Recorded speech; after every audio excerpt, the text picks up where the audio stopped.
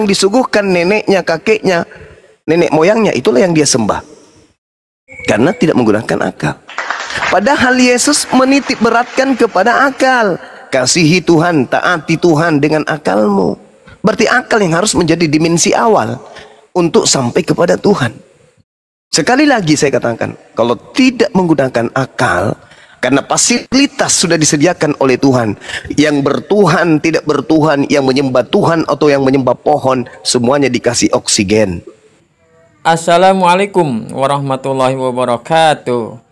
Apa kabarnya sobat diskusiku? Semoga dalam keadaan baik, bahagia, selalu sehat, dan sukses dalam beraktivitas, penuh semangat. Di kesempatan ini, ayo kita simak diskusi lintas agama yang dilaksanakan oleh Apologet Islam Indonesia yang begitu menarik, berisi, penuh literasi, dan menginspiratif kehidupan kita untuk senantiasa berada dalam naungan cahaya petunjuk Allah Subhanahu wa Ta'ala. Mari langsung saja kita simak diskusinya bersama-sama berikut ini. Itu banyak, bisa melakukan banyak hal yang di luar jangkauan akal manusia.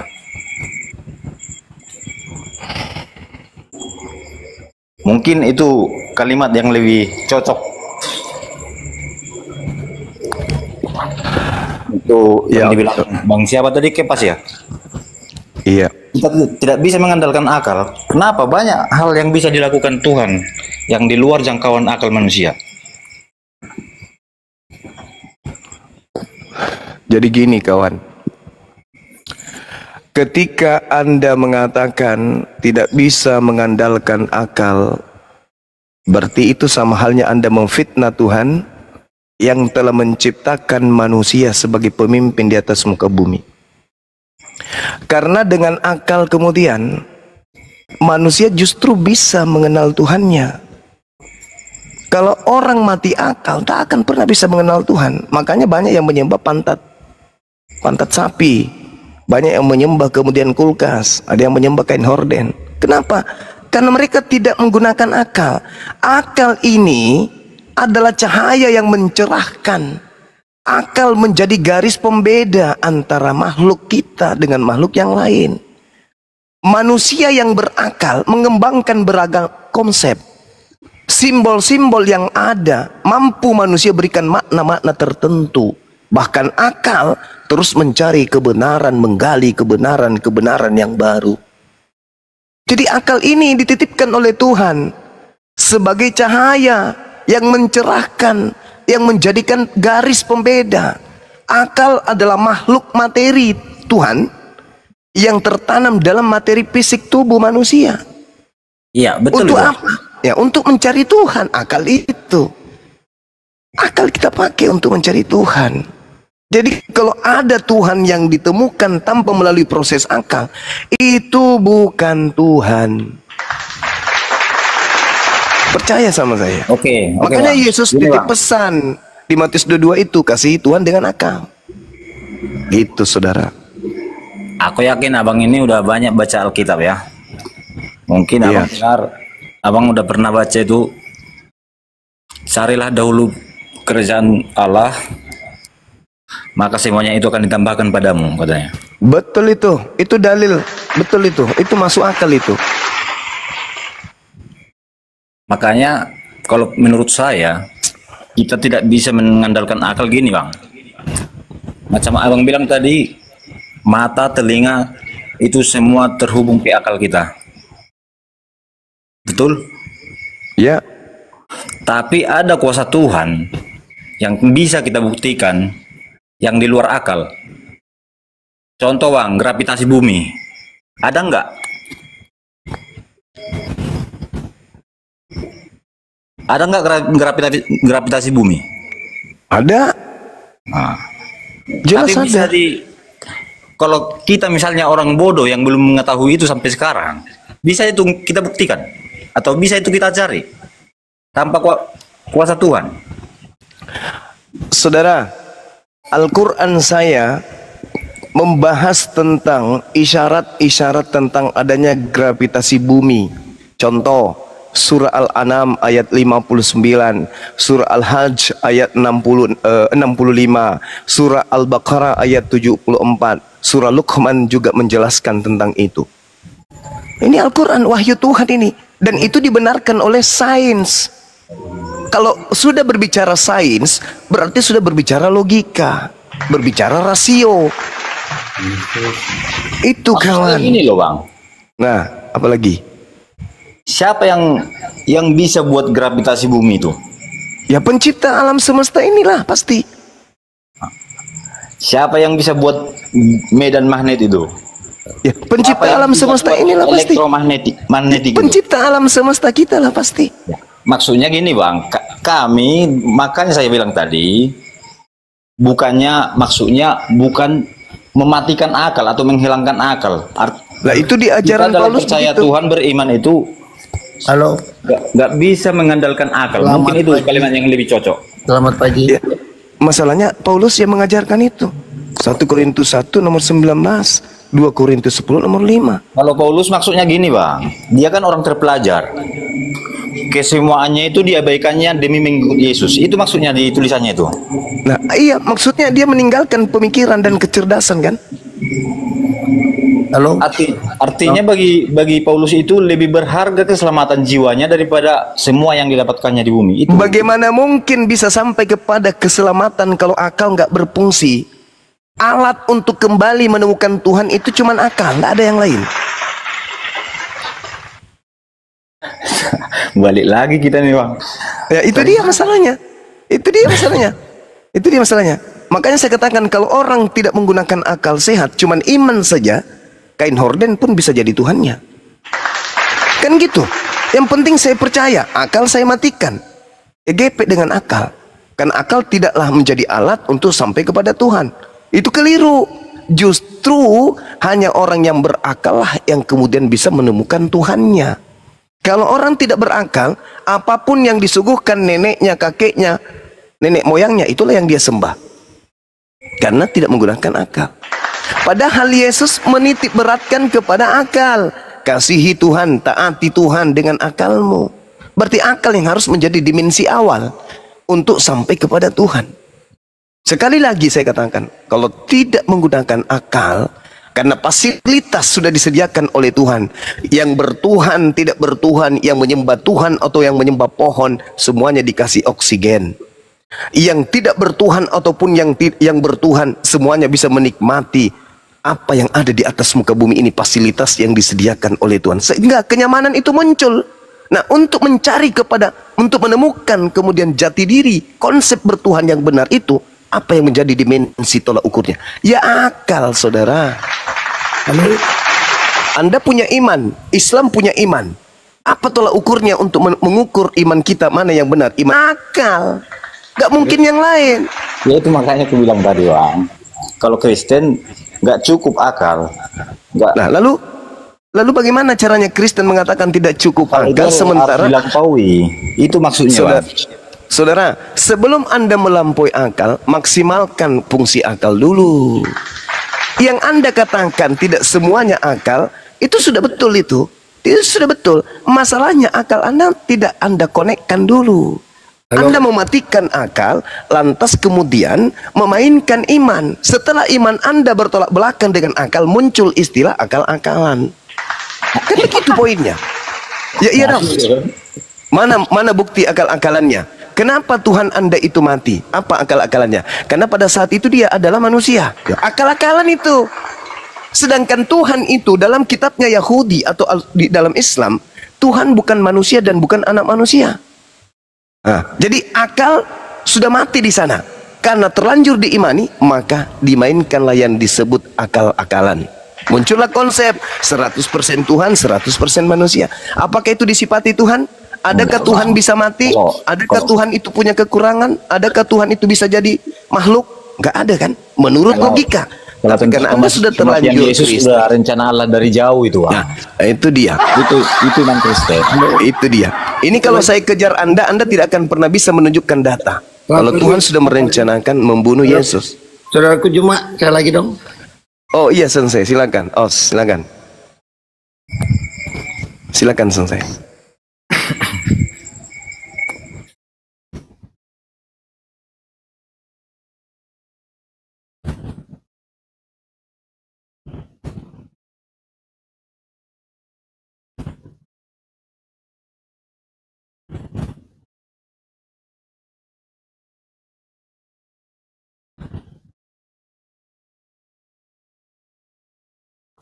Mute-nya dibuka, Bang. Mute-nya, mute.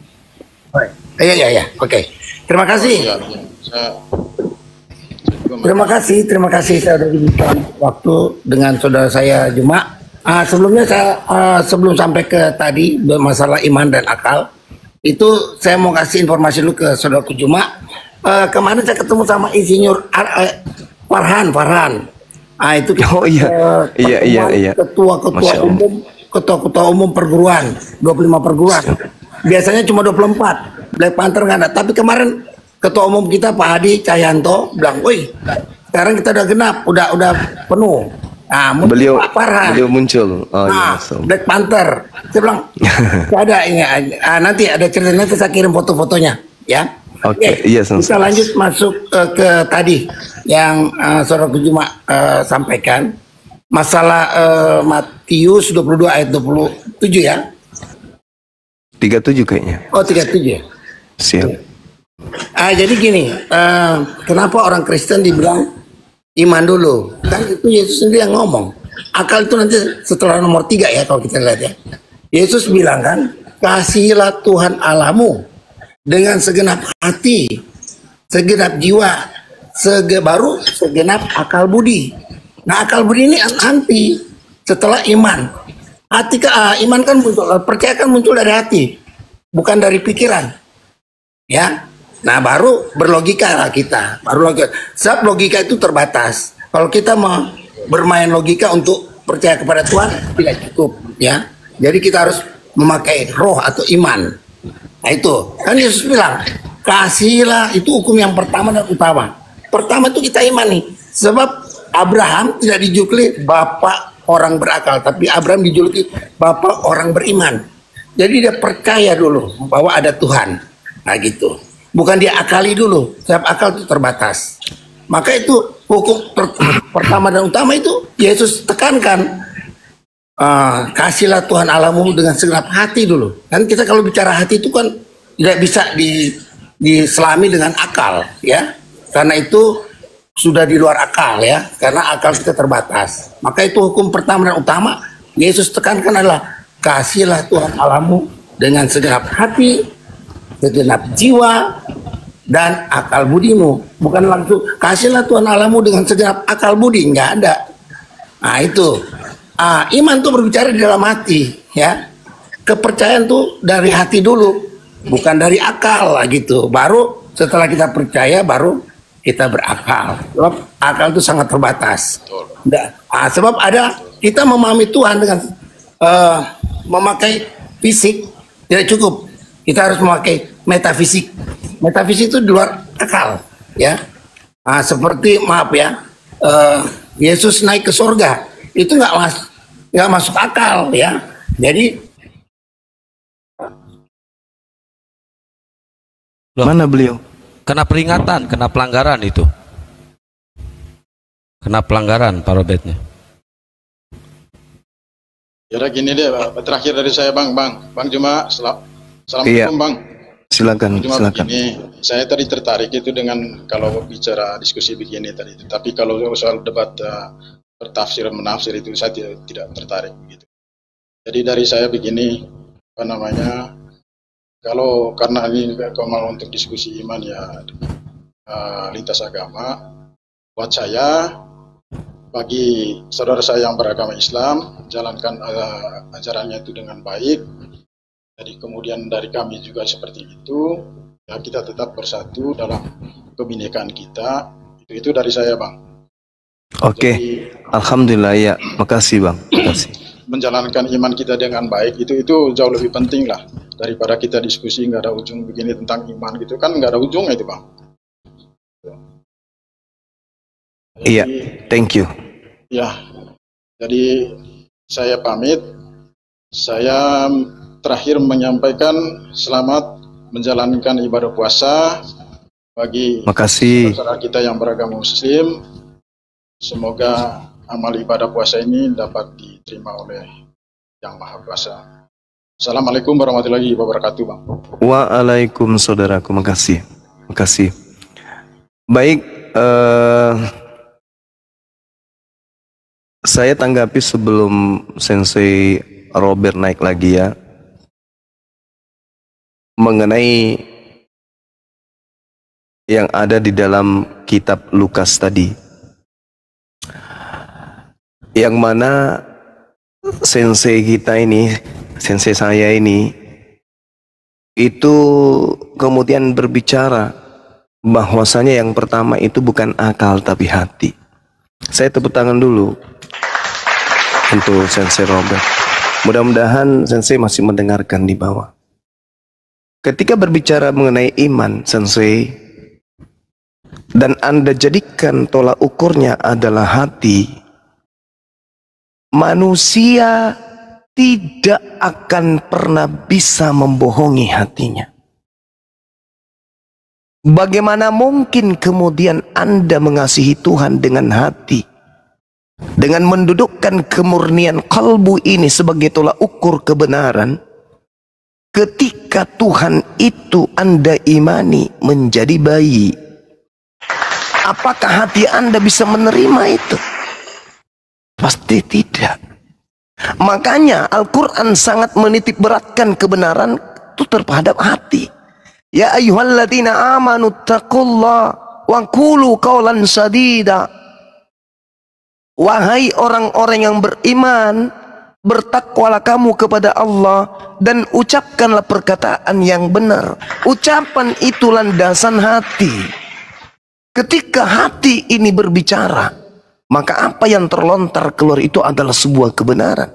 Bagaimana mungkin Anda ingin mengasihi Tuhan, sedangkan Anda memiliki sembahan seorang bayi, dan itu tidak masuk di dalam hati Anda? Hati Anda akan menolaknya. Dalam hati Anda, ini tidak mungkin Tuhan.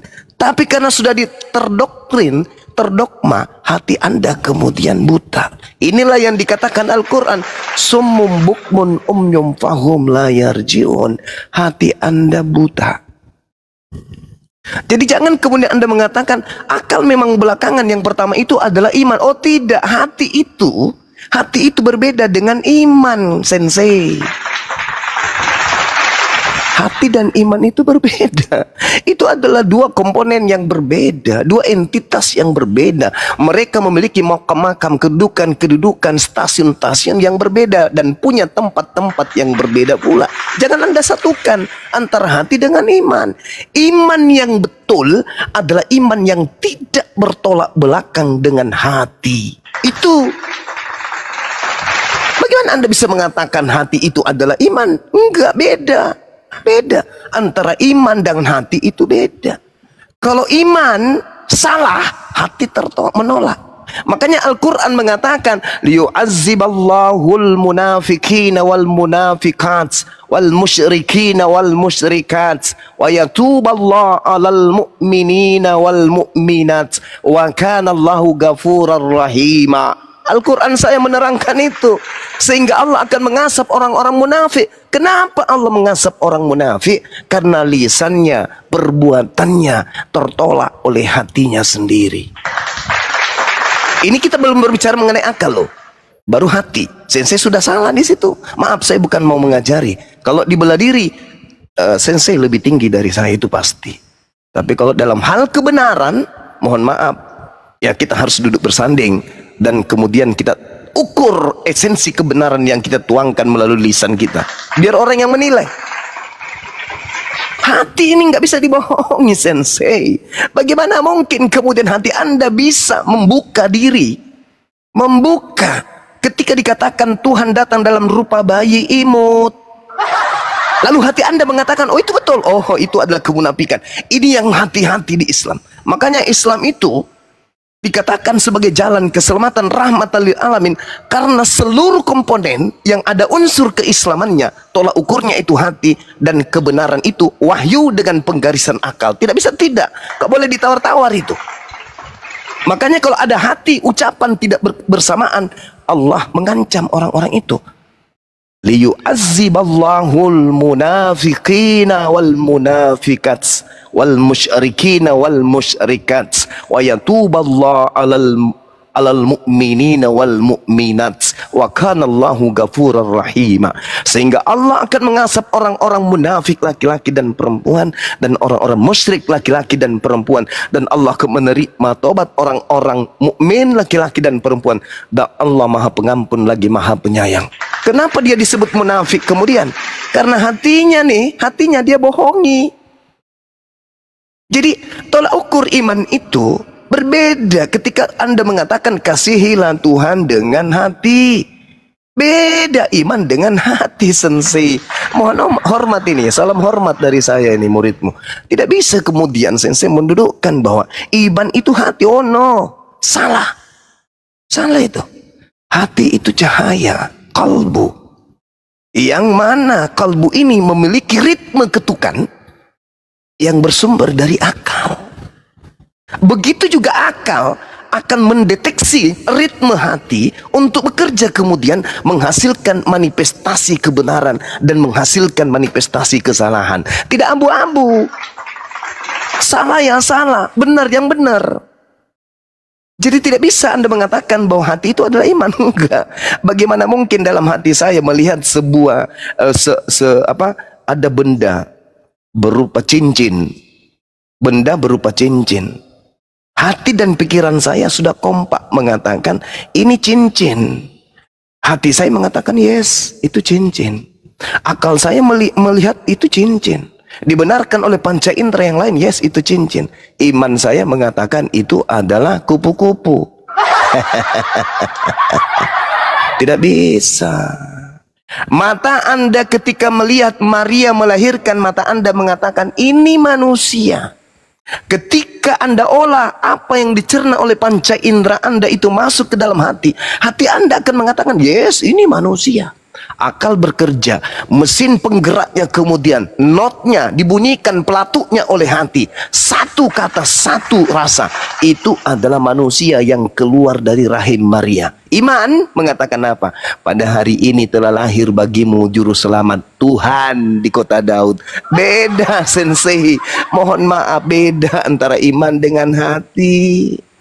Beda ya. Jadi ya itulah yang saya katakan tadi, sekali lagi, level apapun kalau orang itu sudah Kristen, cuman gak enak aja ya saya ngomong. Jadi Yesus sekali lagi ketika mengatakan bahwa kebenaran itu, mengasihi Tuhan itu harus dengan hati, Kristen tidak lolos. Saya yakinkan Kristen tidak lolos. Dan segenap jiwa saya yakinkan Kristen tidak lolos, apalagi akal. Makanya saya katakan Kristen itu jauh dari ajaran Yesus.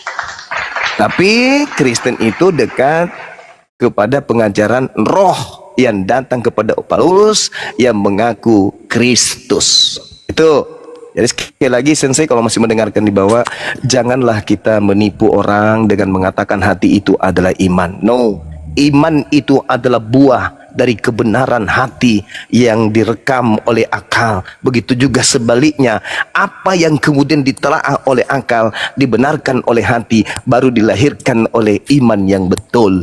Anda tidak. Yang keluar dari rahim Maria, manusia, itu akal. Itu iman. Itu hati, itu akal.